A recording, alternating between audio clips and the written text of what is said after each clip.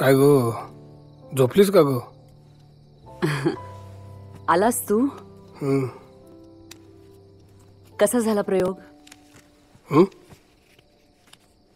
प्रयोग कसा झाला भाई? काय रे? आई आई बरा झाला.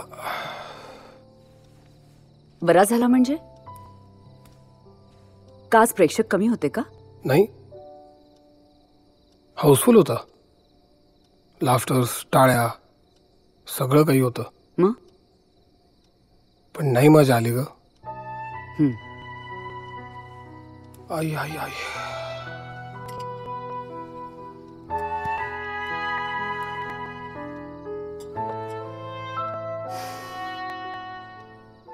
भाई,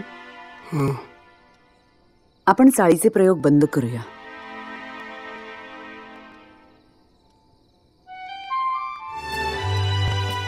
अगदी माझ्या मनातलं बोललीस बघ. आज प्रयोगानंतर पडदा पडला ना, मला बालगंधर्वांची आठवण आली. एकेकाळचं माझं दैवत.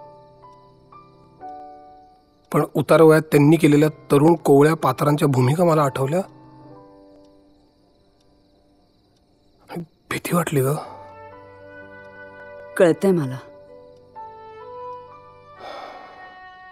कलेशी तडजोड केलेली तुलाही आवडणार नाही आणि मलाही.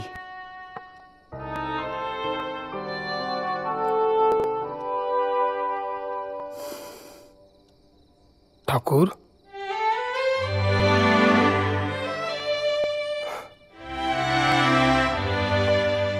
किती वर्षांनी मला या नावाने हाक मारलीस तू. काय केलं असतं ग मी तुझ्याशिवाय? आणि मी डिट्टो.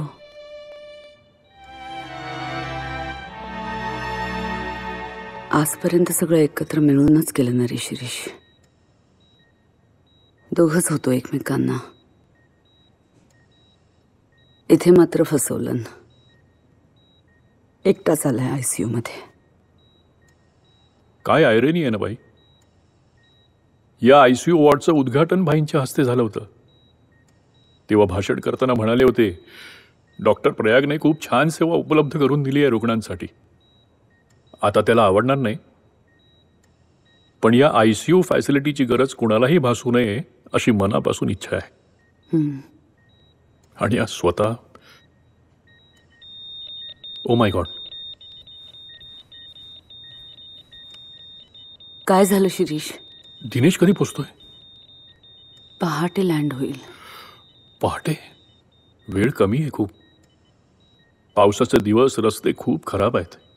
म्हणजे इथे पोचेपर्यंत 10-10:30 तरी नक्की होणार. बाई, मी बोलू विलासरावांची? म्हणजे CMच्या कॉन्वॉयने त्याला घेऊन येता आलं तर? नाही, नको. भाईला नाही आवडायचं कोणाचे उपकार घेतलेले. नि राजकारणांचे तर नकोच नको. एकदा अनुभव घेतलाय तेवढा पुरे.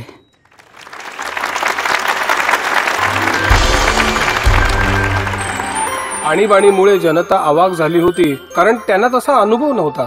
फोर्थ इस्टेट मानल्या जाणाऱ्या वृत्तपत्रांचे स्तंभही स्तंभित झाले होते.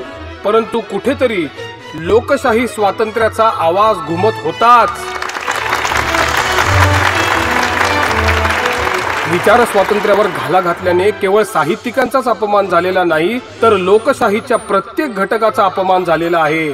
ज्यांनी आपली पुण्याई पणाला लावून या लोकशाहीचं मंदिर उभारलं, त्याच्या पायालाच धक्का बसलेला आहे.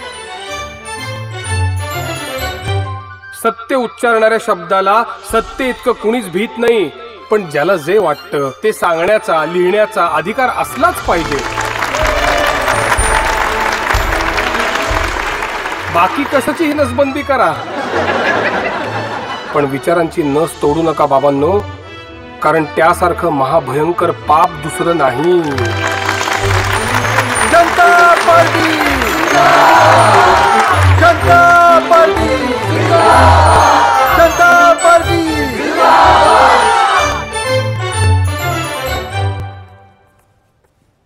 नमस्कार बाई.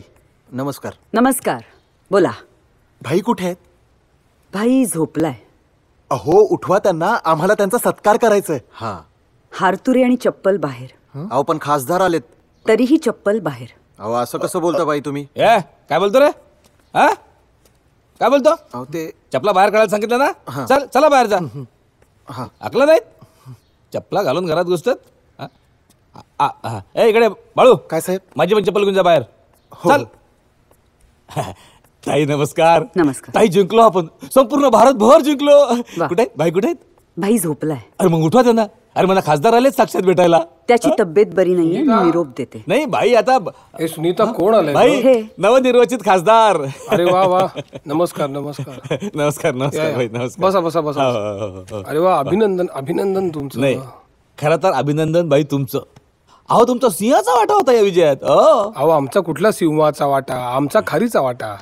अहो खरी लढाई लढले ते जयप्रकाश नारायण, दुर्गाबाई भागवत, जॉर्ज फर्नांडिस, मृणाल गोरे, अटलजी, आणखी कितीतरी. नाही भाई, हा झाला तुमच्या मनाचा नम्रपणा. पण भाई तुमच्या भाषणाचा झंझावत काय होता महाराष्ट्रभर. हो म्हणजे दिले तर काबीज केलीच. आता आता महाराष्ट्राची विधानसभा पण काबीज करणार. वा वा, करा करा करा. पण इथे येण्याचं प्रयोजन. हा भाई, आता दिल्लीला जो शपथविधीचा कार्यक्रम होणार आहे त्याचं आमंत्रण देण्याकरता आलोय. आणि भाई तुम्ही या शपथविधीच्या कार्यक्रमाला हजर राहायचं असं पक्षश्रेष्ठींचा आदेश आहे बरं. आदेश आहे का? बरं ऐका ना भाई, आणखीन एक. ताई तुम्ही पण ऐका.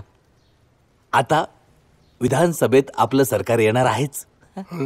त्यामध्ये तुम्हाला राज्यमंत्रीपद देण्यात यावं असा ठराव पास झालाय सरकारचा.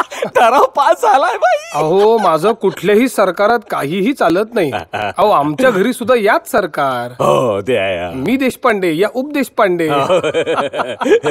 नाही म्हणजे तुमचं आपलं नेहमीच्या विनोदाचा भाग झाला.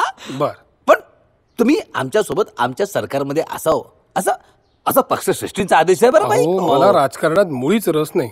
अहो आम्ही विदूषक. आधीच्या सरकारने केलेल्या अन्यायाविरुद्ध आम्ही विदूषकाचा मुखवटा उतरवून लोकांसमोर आलो. पण उद्या त्याच चुका जर तुमच्या सरकारने केल्या तर तोच मुखवटा आम्ही पुन्हा उतरवून लोकांसमोर आल्याशिवाय राहणार नाही. काय बाई, आम्ही तुमचा सन्मान करण्यासाठी आलो, तुम्ही अपमान करताय आमचा. अहो अहो अपमान नाही, नाही. मी तुम्हाला कर्तव्याची जाणीव करून देतोय. झालं. कसं आहे ना देशपांडे, एक गोष्ट विसरू नका. आमचं सरकार संपूर्ण भारतभर आलंय. हो. तुमचा सहभाग फक्त महाराष्ट्रभरापुरती होता. हे विसरू नका तुम्ही. नाही नाही नाही, मला मान्य आहे ते. पण तुम्ही जर चुकलात तर महाराष्ट्रात तुम्ही निवडून येणार नाही याची मी स्वतः खबरदारी घेईन.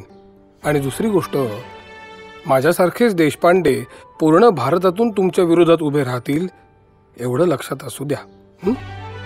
चला सरकार, यांना चहा कॉफीचं काहीतरी बघा.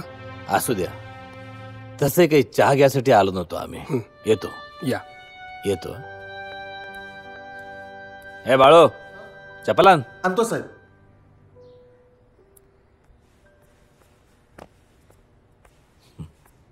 नमस्कार.